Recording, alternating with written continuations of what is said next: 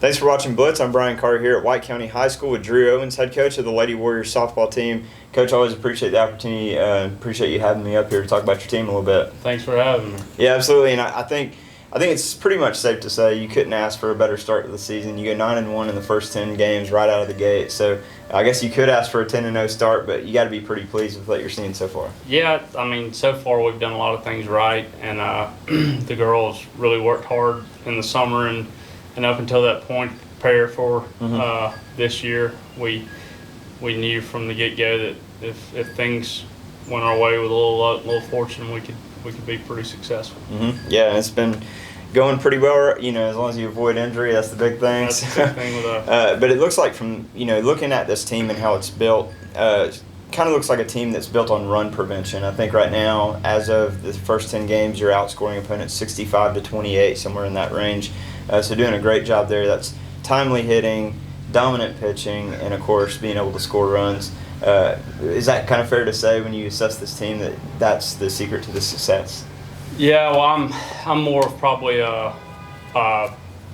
old school in the way a little bit that we do the whole defense and pitching wins type deal, and I still believe in that. We spend a ton of time on defense. Offensively, the girls have done here again a lot of things right this year, as far as moving runners over and getting people in positions to be successful. But on offense, that's more of our key than just showing up to every game and having 15 hits. As I've told the girls, we have the ability to do that in some games, but we can't always rely on that. Right. And we do have, we're fortunate this year to have one of the most important things offensively for us is speed, and we've got some speed in our lineup, which speed kills a lot of times in softball. And so as long as we're able to manufacture and move people over and do right things at the right time, we'll be successful. Yeah, and I know this team, you said from the onset was, hopefully this was a championship type season for winning a region title, something I know that's in the forefront of y'all's mind and a goal that you've established for yourself. But when you assess this region so far, what are you kind of seeing out of Region 7 AAA? Well, and for our program as a whole, it's kind of been baby steps for us to where we've tried to grow in some aspect of the game every year for a long time now. And obviously, I mean, for years we were in regions. First year I was here, we was in with Buford, and then Marist and BT for a long time, and then Flowery Branch, and then so this region has a lot of quality players in it, has a lot of quality teams.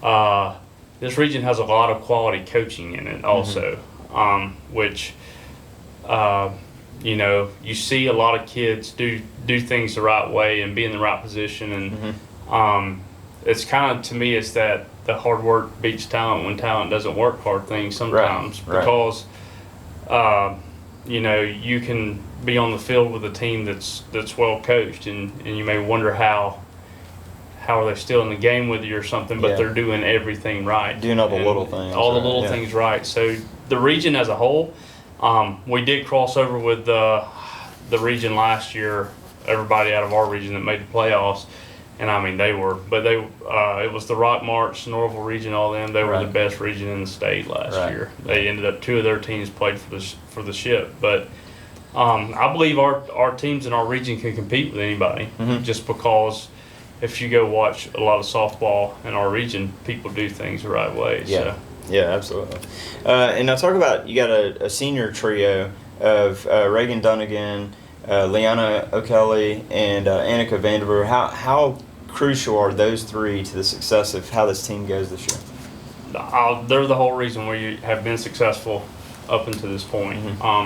It's really funny because I talk to coaching staff all the time about how they are 3 different personalities, like 3 kids with 3 completely different personalities, in my opinion. However, they all have that one thing in common, which is, several things in common: work ethic, leadership qualities that are great, and they understand the one common goal is to be, successful and everybody playing as a team at the end, not at the beginning.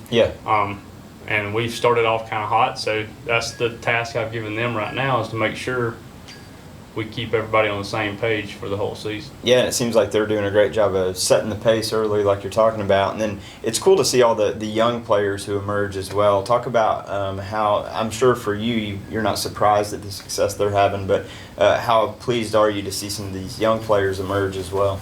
Well, I mean, we still have, last year, and that was kind of our thing for years and years and years. It seemed like we never had a graduating class. It seemed like every year we got on the field and we had 6 freshmen and 6 sophomores and 1 senior, 1 junior, whatever. Yeah. So felt like growing pains forever. And but I mean, we still got young kids. We got sophomores that are being huge parts of our team right now. We have a freshman that's played somewhere up the middle infield for us every game so far this year, and she's right now leading our team in average, which nobody. That's the good thing about this team is I don't see anybody really pouring into wanting the personal accolades as much as they're wanting the team accolades, and that's how you're going to be successful. Yeah, that's hard to coach. Yeah, it is. Now, what do you do when a team like yours has had this kind of success early on in the season? You're 9-1. You're ranked number 3 in the state in one poll. You got all the hype surrounding you from the get-go. Everyone kind of said White County is sort of favored to win the region or at least be in that conversation. Do you have to even say anything to your team, or what do you tell them to make sure they stay humble and hungry and grounded? Well, it's the same thing as going back to making sure we are humble and grounded by, in softball here, even the year, and I wouldn't know this unless I had a coach on my staff that was on the state championship team, but they didn't win the region championship that year. Right. So, a region championship for us would be huge. Yeah. So I told the girls my biggest thing was we started off kind of hot, played some teams that beat us pretty handily last year, and we come out and beat them this year. And it was a good feeling. Everybody's on a roll, but I told them what scared me the most was losing the first one. Are we going to shut down after that? And we played a really tough game against East Forsyth, which is a new school in our region. And the next day, though, it was like everybody came in with kind of not sad looks on their faces, but kind of determined, determination, teeth, grit. Yeah, I mean, just ready to rock and roll again. Yeah. So, that's just kind of been the thing that's kept us rolling all year was that mentality. Yeah, and staying ready for the next task. And well, Coach, you got the makings. I think you got a good recipe here for a great season. So can't wait to watch the rest of it unfold. But thank you so much again for your time. Well, I look forward to it myself. Yep. Thanks. All right.